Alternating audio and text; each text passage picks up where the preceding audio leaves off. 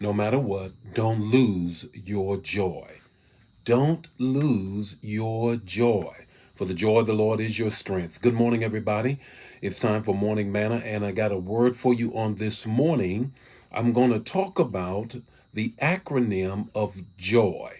Going to talk about the acronym of joy, and I'm going to give you the text to talk and the takeaway. But before we get into that, just want to welcome a couple of people. Good morning, Nikki. Good morning, Verena.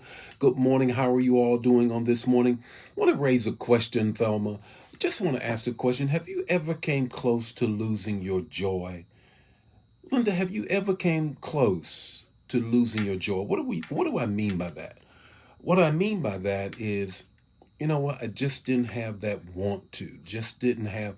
Life had come at me so hard that sometimes I just didn't feel like getting out of the bed. Didn't feel like making a move. Didn't feel like going to church, maybe reading the word, praising, whatever the case may be. I just lost my joy.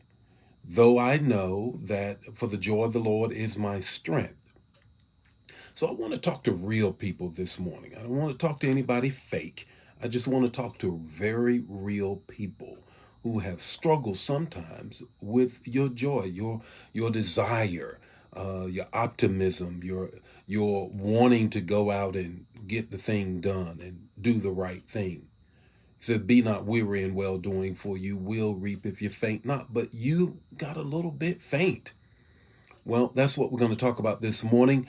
Good morning, Anna. How are you all doing on this morning?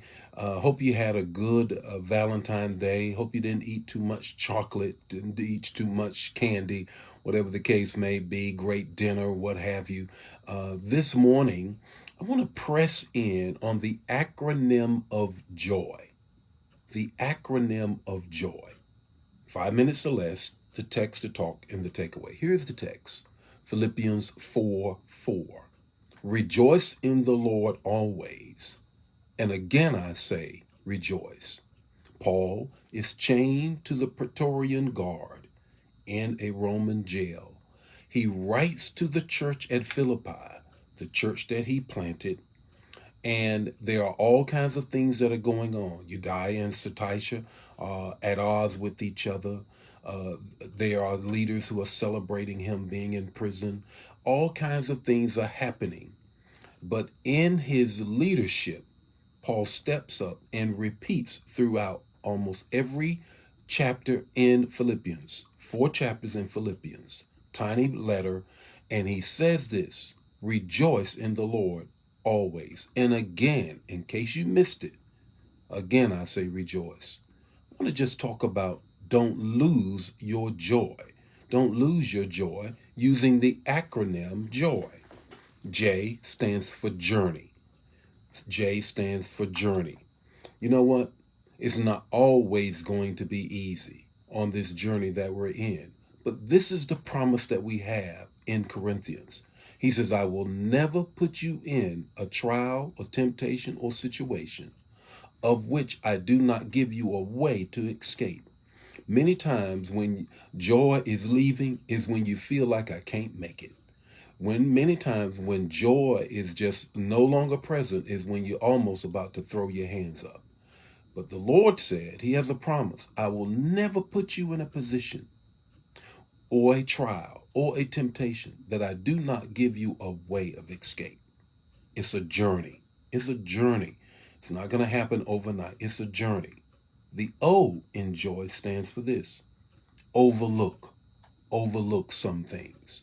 What do you mean by that? He says, love covers a multitude of fault. I'm so thankful and grateful that when the Lord looks at me, he sees nothing but the blood of Christ. And therefore, that's how I should look at others, myself, and my situation.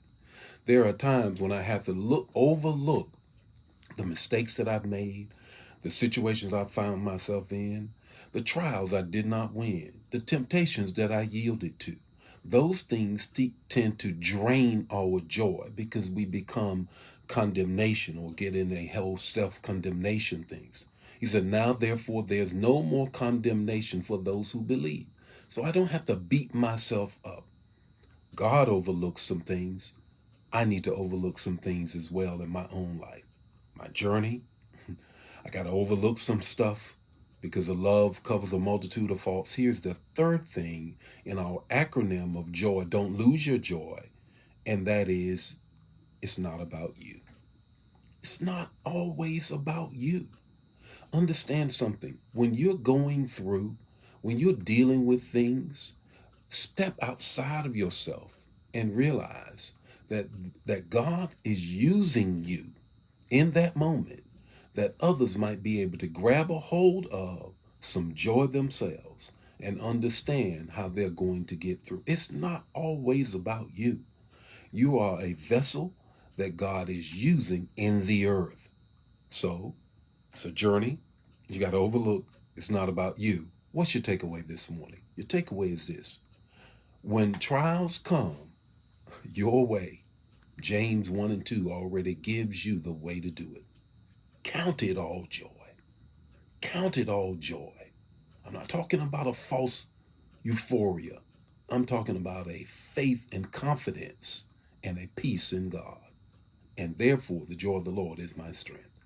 The Lord be with you today. May his face shine upon you and give you peace. Count it all joy today. Share the manna. Don't keep it to yourself. I'll see you tomorrow morning with more Morning Manna.